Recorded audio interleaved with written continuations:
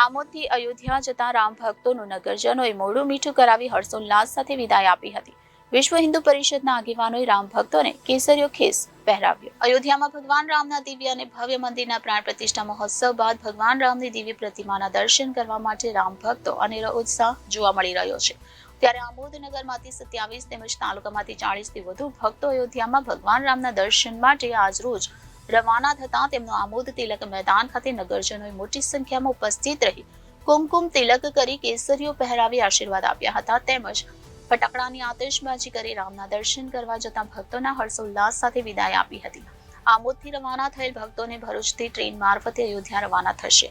આ પ્રસંગે આમોદ નગરપાલિકા પ્રમુખ જલ્પાબેન પટેલ, આમોદ પાલિકા સદસ્ય ઉષાબેન પટેલ, રશ્મિકાબેન પરમાર સહિતના સદસ્યો હાજર રહી કુમકુમ તિલક કર્યું હતું। તેમજ વિશ્વ હિન્દુ પરિષદના આગેવાનોએ રામ નામનો કેસરીયો ખેસ પહેરાવી બહુમાન કર્યું હતું।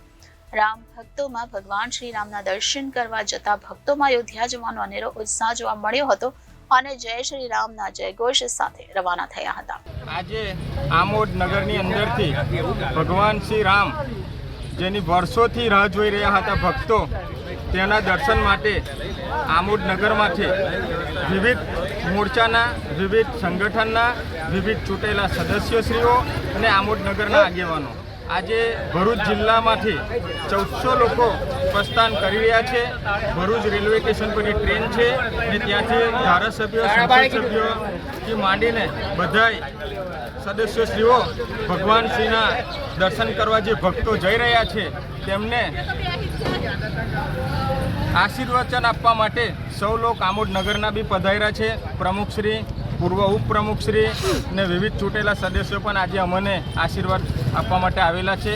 સૌને જય શ્રી રામ।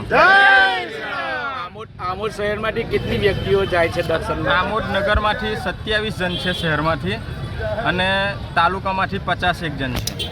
Reporter Viral Gohil, Janadesh news, Bharuch.